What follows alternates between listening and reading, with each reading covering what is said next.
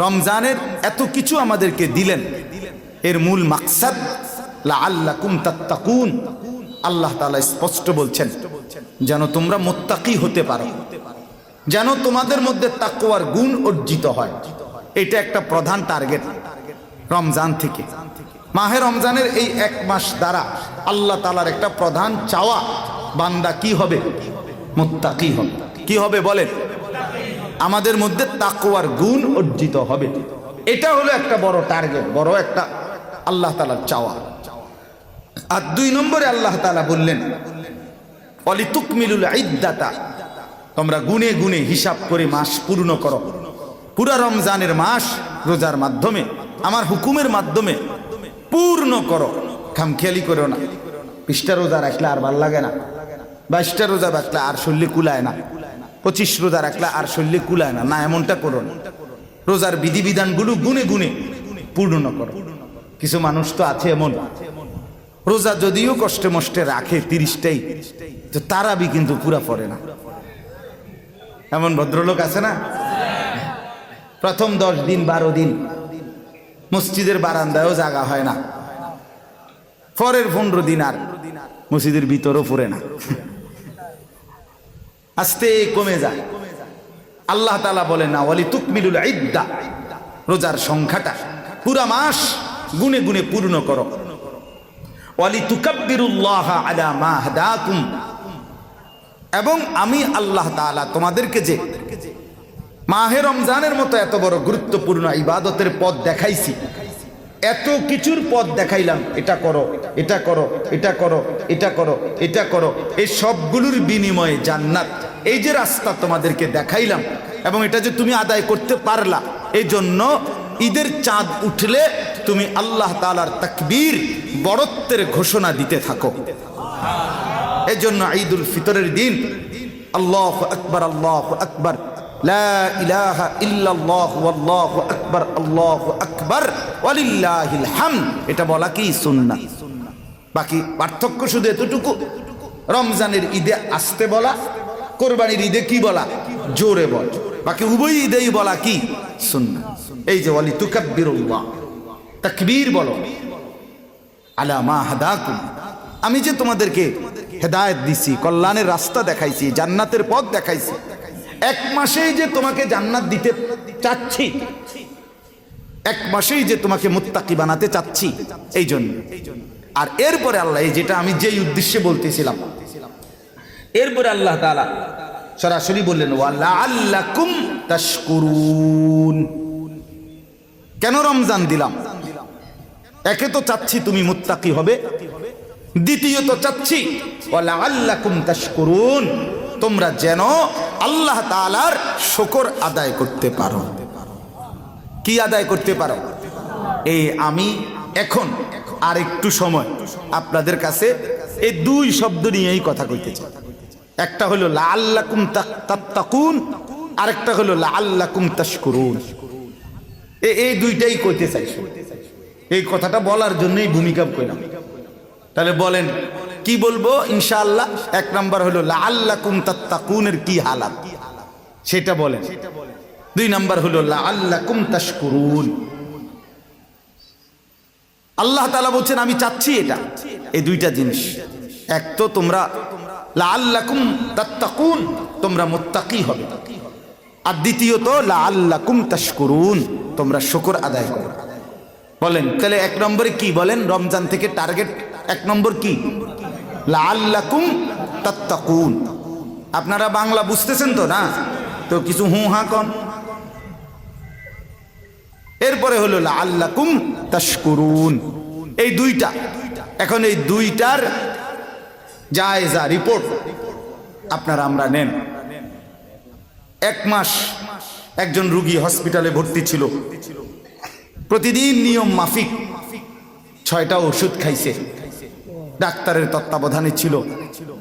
এখন একজন 1 মাস পরে কেউ তাকে দেখতে গেছে, দেখতে যাওয়ার পরে জিজ্ঞেস করতেছে, তো ভাই এখন শরীরের কি হালাত, শরীরটা এখন কেমন, কি মনে হচ্ছে, আগের চাইতে ভাল লাগতেছে কিনা, আপনার অবস্থাটা কেমন? তো লোকটা বলতেছে আলহামদুলিল্লাহ, আল্লাহর রহমতে এক মাস আগে যেমন ছিলাম, যে অবস্থায় আসছিলাম, এখন অনেকটা পরিবর্তন, এখন অনেকটাই আগের শরীরের সক্ষমতা, সুস্থতা ফিরে আসতেছে। দোয়া করেন যেন পূর্ণ সুস্থতা আল্লাহ দান করে। মনে করেন এরকম বলে কি না বলেন, ধরে নিলাম, তো আমিও, আমাকেও, আপনাদেরকেও, আমরা সবাই মিলে ইনসাফের সাথে দিল থেকে, আমার বাপ আমার কথা আবারও বলছি, মনোযোগ দিয়ে শোনেন, আমার জন্য আপনার জন্য অন্তর থেকে এই কথা ভেবে এবার একটু বলেন, আমাদেরকেও আল্লাহ তাআলা মাহে রমজান পূর্ণ একটি মাস আল্লাহ তাআলা আমাদেরকে দিয়েছেন।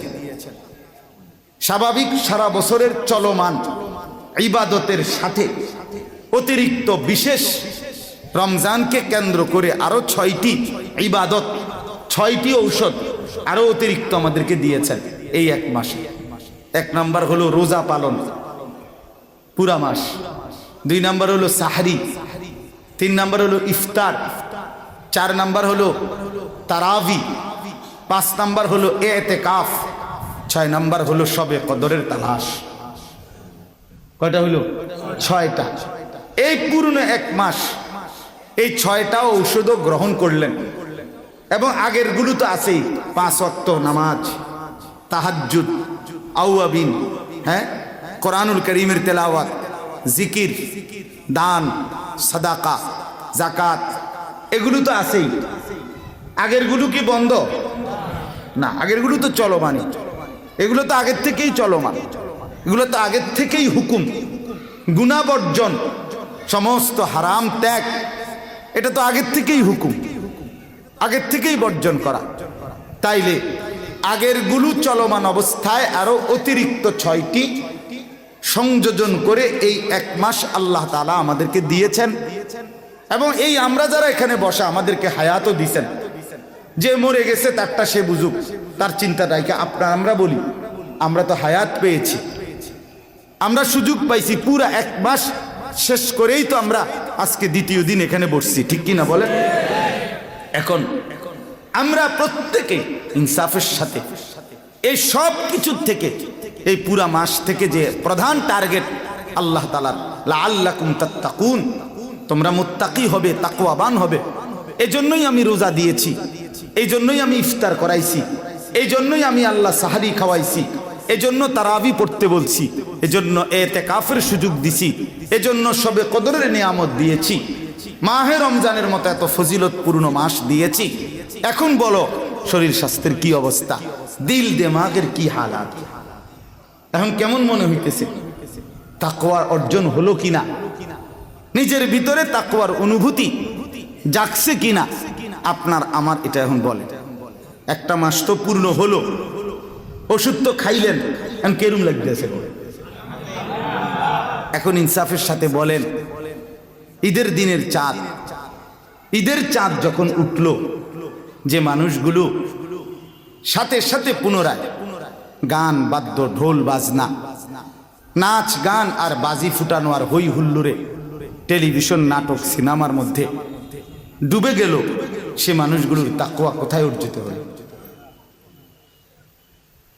গতকাল ঈদের দিনে যারা, যে মায়েরা, যে বোনেরা মুসলমানের ঘর থেকে বেপর্দা বের হলো, বাজারে বাজারে, রাস্তায় রাস্তায় ঘুরলো, তাদের তাকওয়ার হালাত দীর্ঘ এক মাস পরে তাদের অর্জন কি?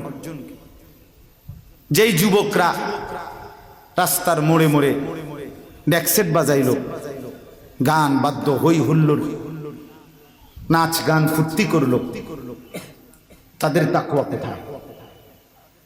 তাহলে এক মাসের ঔষধ লাগাতার ধারাবাহিকভাবে একটা মাস ঔষধ খাওয়ার পর এটা কি 12 ঘন্টাও টেম্পার থাকবে না? সন্ধ্যা 6টায় যদি চাঁদ উঠে, পরের দিন সকাল 6টা, সন্ধ্যা 6টা, তো 24 ঘন্টা। এটুকু সময় 30 দিনের ঔষধের পরে লাগাতার খাওয়ার পরে 24 ঘন্টাও কি সুস্থতার মেয়াদ থাকবে না? এটা কেমন কথা বলেন? তাকওয়া কাকে বলে? আমার শায়েখ বলেন, কিতাবের মধ্যেই আছে এটা, যে তাকওয়া আল্লাহ তাআলা বলছে তোমাদের অর্জন হবে। তাকওয়াটা কি? তাকওয়া হলো, মূল বিষয় হলো মালাকাতুন ফিল কলব, আমাদের দিলের মধ্যে অর্জিত একটি যোগ্যতার নাম হলো তাকওয়া। তাকওয়া একটি যোগ্যতা, একটি শক্তি, যেটা হৃদয়ের মধ্যে অর্জিত হয়। রাসূলুল্লাহ সাল্লাল্লাহু আলাইহি ওয়াসাল্লামের হাদিস, নবী সাল্লাল্লাহু আলাইহি ওয়াসাল্লাম ইরশাদ করেছেন, আত-তাকওয়া হা হুনা, আত-তাকওয়া হা হুনা, আত-তাকওয়া হা হুনা, ওয়া আশারা বিয়াদিহি ইলা সাদরি। নবীজি তিনবার বলছেন তাকওয়া এখানে, তাকওয়া এখানে, তাকওয়া এখানে। এই তিনবার এটা বলে নিজের আঙ্গুল দিয়ে নিজের বুকের দিকে, কলবের দিকে, দিলের দিকে ইশারা করেছে।